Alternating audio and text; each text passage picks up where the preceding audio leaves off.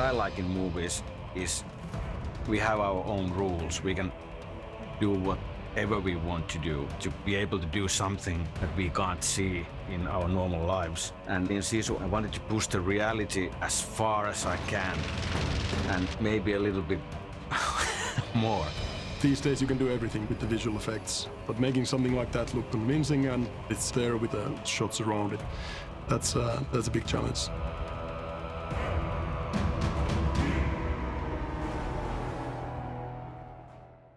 The VFX supervisor is kind of on top of the visual effects work in the film, and that's mainly concerning the post visual effects.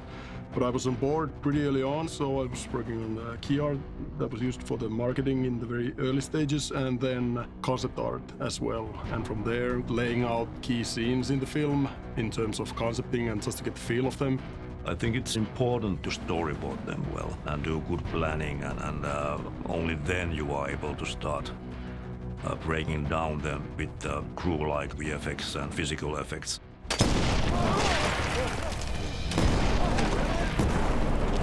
We decided to use practical effects as much as possible because usually they look better when you have all real bullet hits and explosions when you are shooting the film.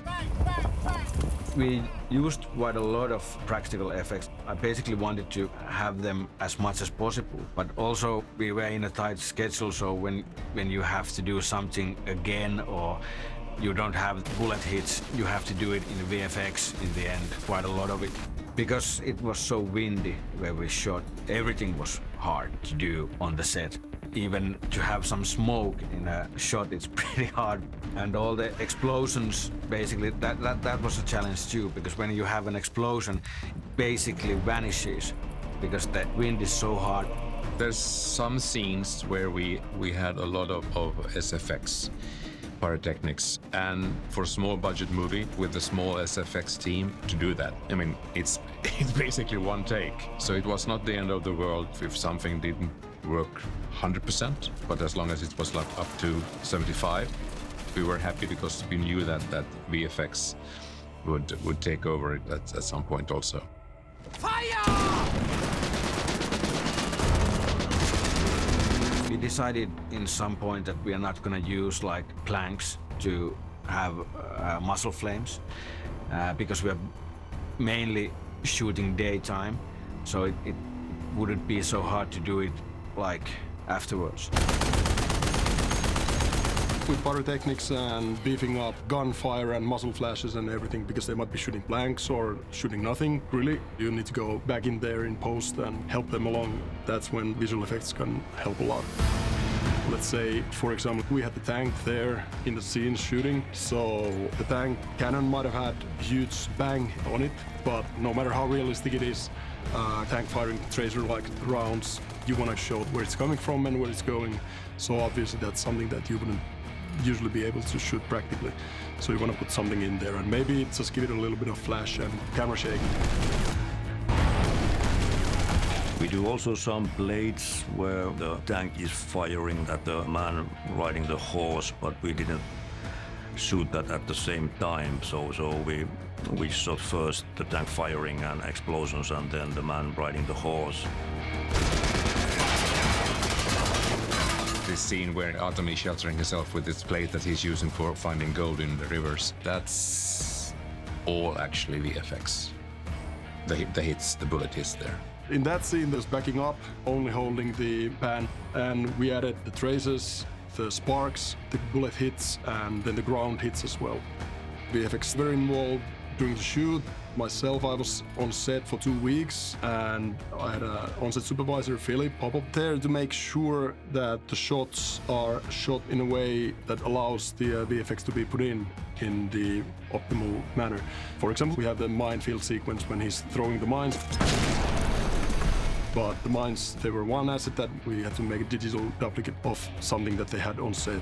Whenever you want to put something into the shot that doesn't exist there on set, you just want to make sure that it's happening in the optimal manner. So there's nothing crossing and we can actually execute the shot in post-production.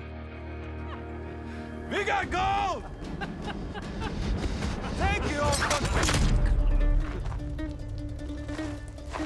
Making something like CG blood look good, you always need to explore it and find out what is the style that the director prefers when it comes to, like, say, the amount of blood and the amount of general carnage that you have happening in the scenes. He usually wanted to have a lot of it, so that was one principle there. With SFX team, they did a lot of nice tests before the shoot.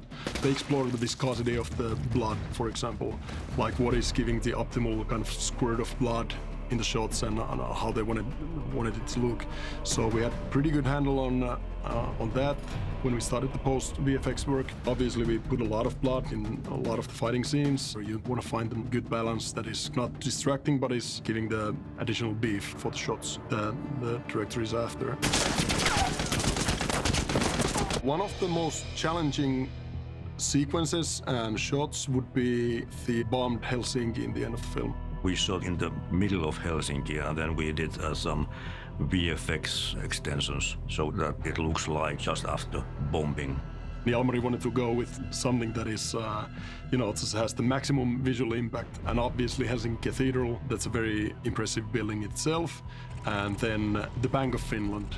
Of course, obviously it's modern Helsinki in the plate, so you want to erase anything that wouldn't be there in the 1940s. Buildings, aerials, satellite dishes, aircon units, and of course then there's the damage on the buildings. So for example, the Helsinki Cathedral, we needed to chop out a piece of the dome structure. So looking up some original architectural drawings of it, found out there's some wooden structures and pretty complicated ones, so we wanted to replicate those to make it look convincing.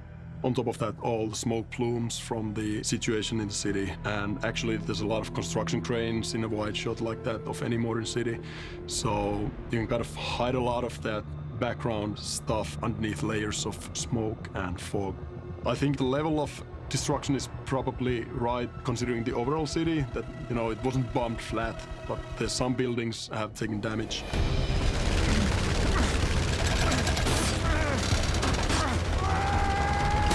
Shooting the plane sequence, even though we were in the studio, it was really hard. That was the most difficult scene to make because we had shots inside and outside the plane. The airplane sequence, obviously that's not the cheapest sequence you might have in a film, so you need to plan it out really well.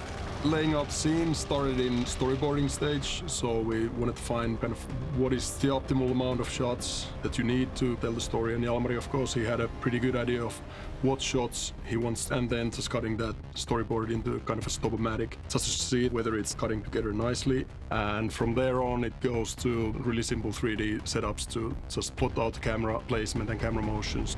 What was an absolutely fantastic thing is they had on set, they had the actual hull of that airplane. That was kind of the wreckage of a similar kind of airplane. We brought it to our studio and it was rigged hanging from the ceiling, and then we had a green screen around the plane. That was very difficult rigging, and it was a little bit dangerous also. That was really technical stuff. All the rigging and stuff, how to rig Artemi to the belly of the plane, how we can move him. When the photography was wrapped, we cleared the cables and basically replaced the plane for most part with a VFX double of that plane with wings and propellers. The plane was a big challenge. You need to make it look super cool, and you need to have a great design and putting it to a place where it's supposed to be flying.